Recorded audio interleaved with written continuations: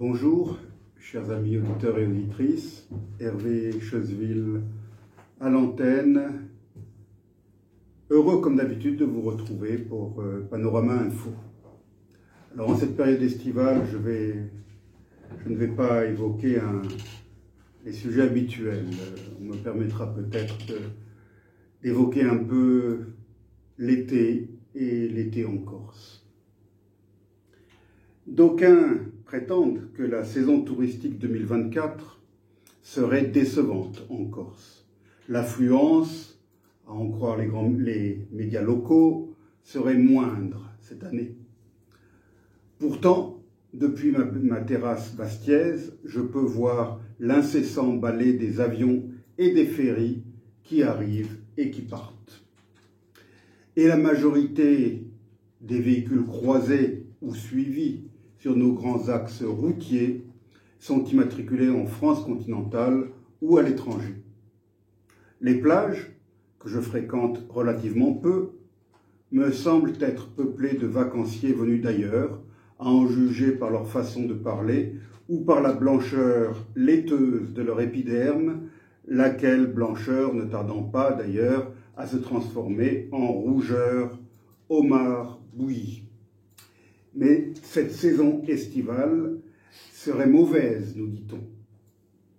Sans doute ce pessimisme ambiant vient-il de ces restaurateurs, tenanciers de bars ou marchands de souvenirs corses made in China qui n'ouvrent leurs établissements que 3 mois par an seulement et qui entendent vivre sans travailler de leurs surprofits estivaux les 9 autres mois. Notre île, la Corse, n'est pas qu'une plage, et son attrait ne se limite pas à 2 ou 3 sites surfréquentés 2 mois par an.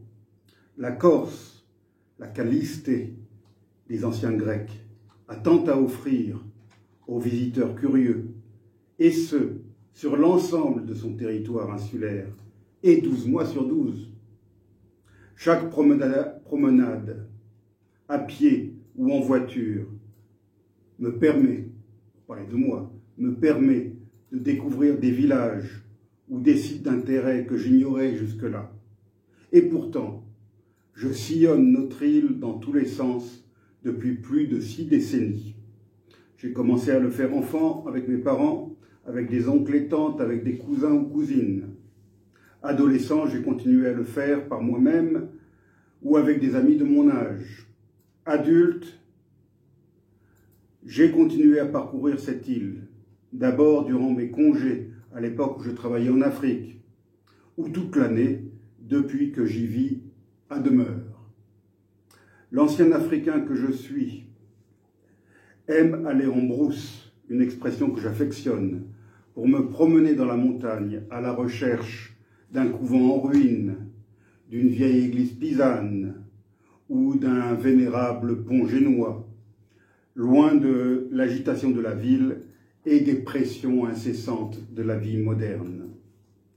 Une randonnée dans le maquis en fleurs du printemps ou une marche dans la forêt dorée de l'automne sont pour moi des moments de plénitude, proches de ce que l'on appelle le bonheur, propices à la méditation et à l'accumulation d'impressions, de sensations et de découvertes qui formeront autant d'éléments que j'utiliserai ensuite dans mon travail d'écriture ou lors de la préparation d'émissions futures.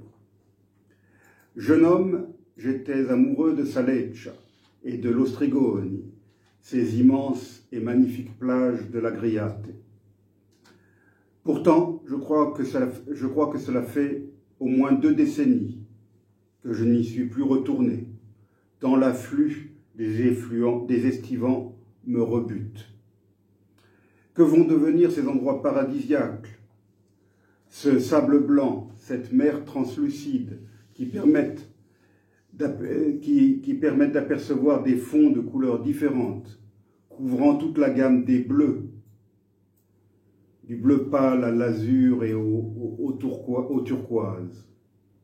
J'ai toujours été fasciné par la beauté grandiose de la Restonica, là où l'être humain se sent tout petit face à la majesté des montagnes dominant cette vallée encaissée, au bord du torrent qui forme autant de piscines naturelles au creux des rochers, à l'ombre de la grande forêt de conifères.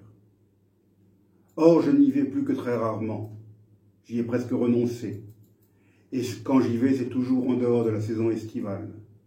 Tant ce lieu magique est devenu totalement infréquentable, du fait de la multitude des véhicules qui empruntent chaque jour d'été, l'étroite route sans issue qui permet de monter dans cette gorge et d'accéder aux bergeries d'altitude transformées en gîtes touristiques l'été.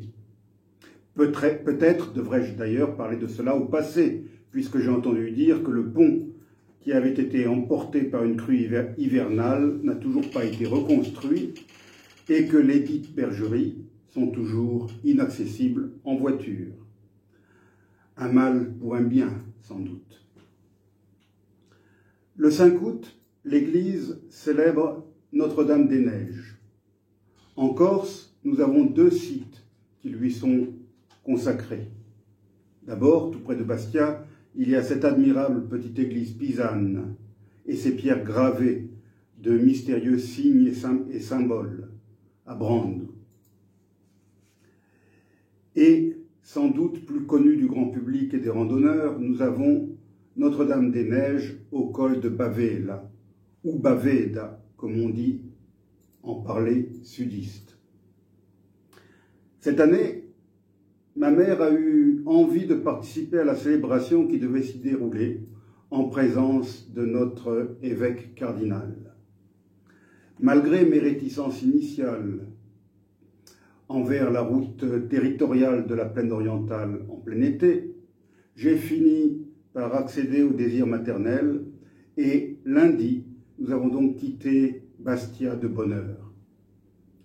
Jusqu'à Solinzar, nous avons été pris dans le flux incessant, et ce dans les 2 sens, de cette route censée être l'un des principaux axes routiers de l'île, mais qui est ridiculement inadéquat pour accueillir un tel trafic de voitures, camping-cars et autres camions.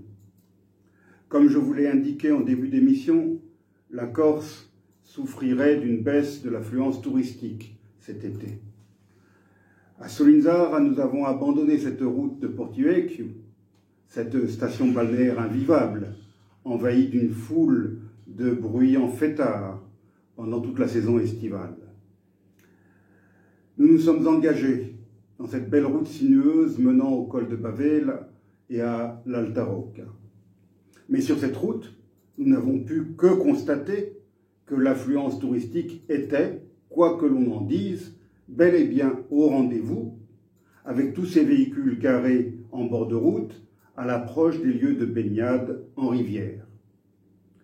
Le plus terrible fut l'approche du col, et le col lui-même, littéralement envahi de voitures garées n'importe où et n'importe comment.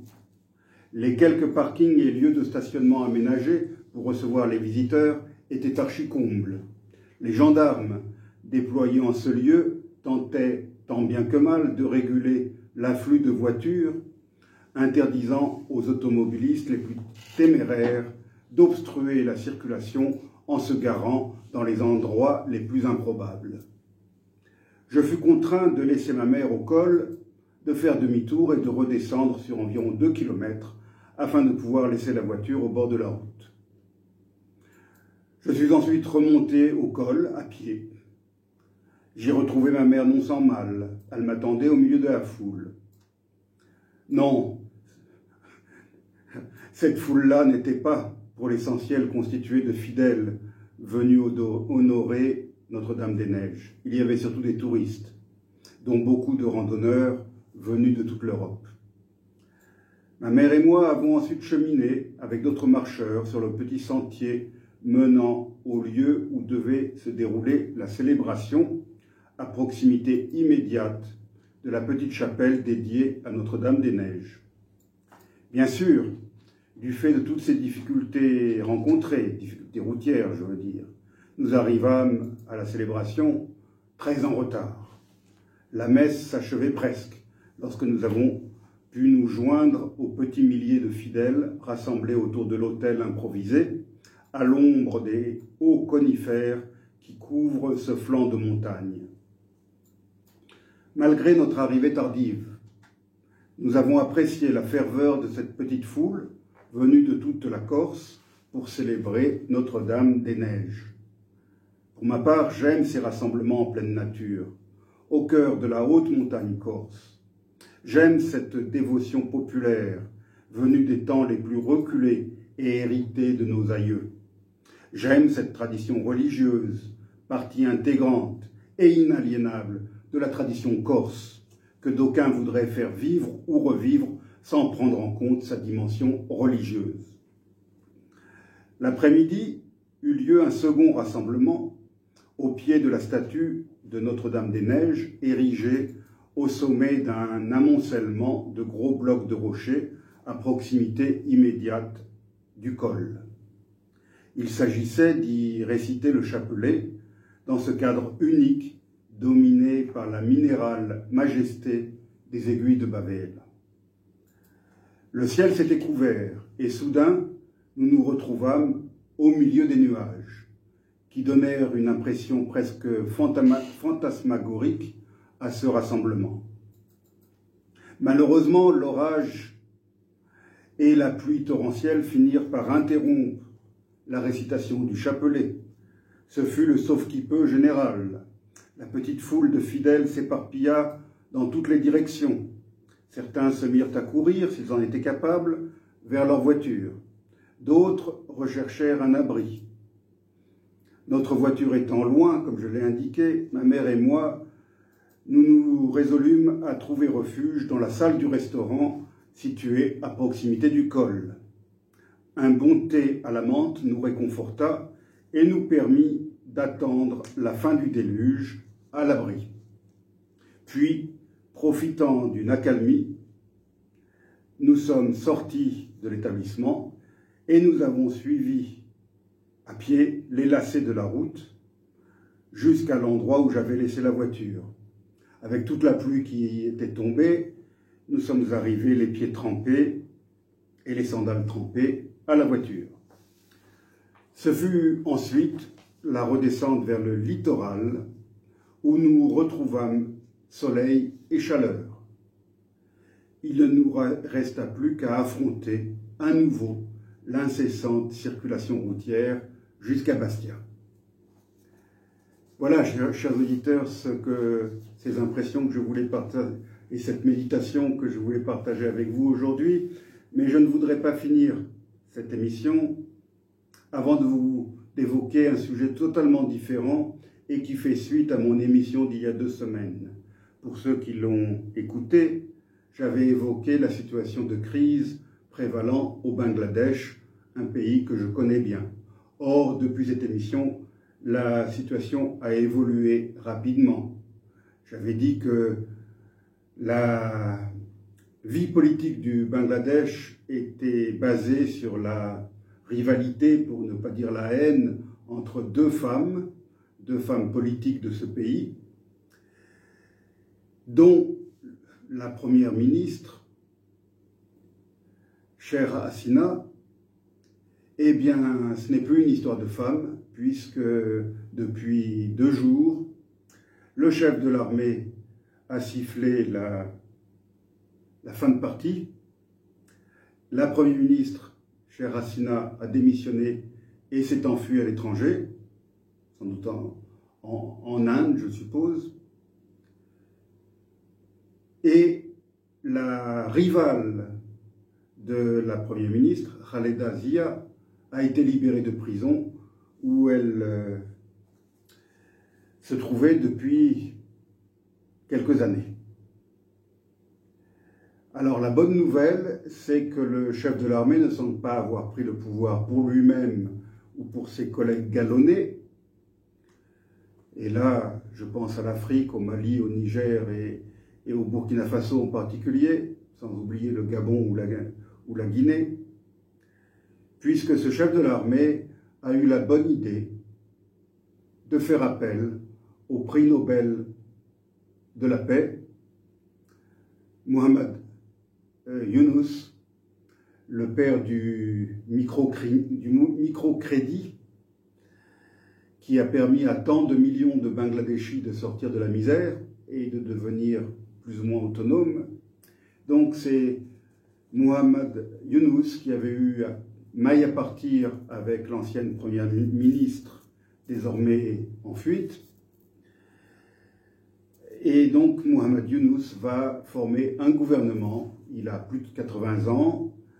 Je lui souhaite de réussir à faire profiter à son pays de son immense expérience en matière de développement et en matière d'éradication de la pauvreté.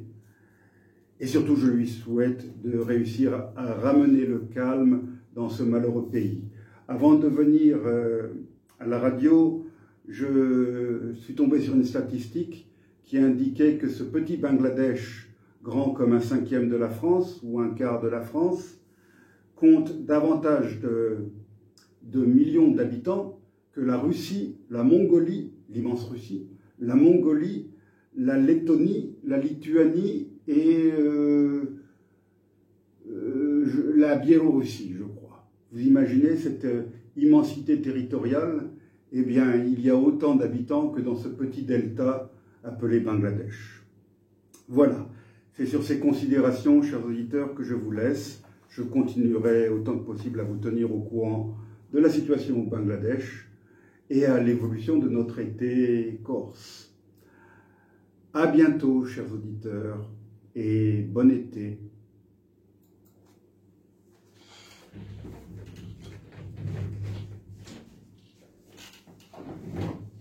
Bangladesh.